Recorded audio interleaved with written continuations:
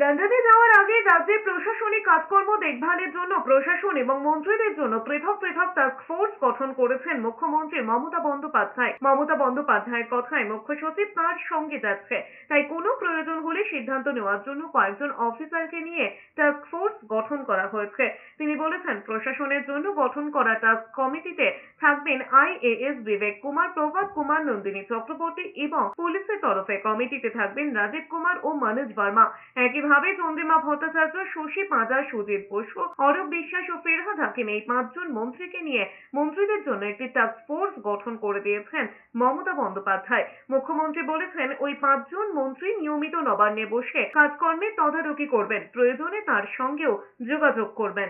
আমার সাথে chief secretary যাচ্ছেন বলে কয়েকজন অফিসারকে আমি স্পেসিফিক একটা টাস্ক ফোর্স তৈরি করে দিয়ে যাচ্ছি, তারা আমাদের সাথে কন্টিনিউয়াস যোগাযোগ রাখবে।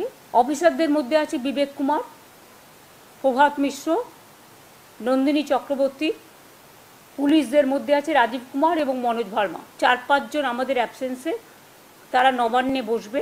তার মধ্যে চন্দ্রিমা ভট্টাচার্য, শশী পাঁজা, সুজিত বোস, অরূপ বিশ্বাস এবং ফিরহাদ হাকিম, এই 5 জনের ওপরেও একটা টাস্কফোর্স GOM তৈরি করে দিয়ে গেলাম, যারা আমাদের সাথে যোগাযোগ রেখে, অফিসারদের সাথে যোগাযোগ রেখে নবান্নে কন্টিনিউয়াস বসে কাজকর্ম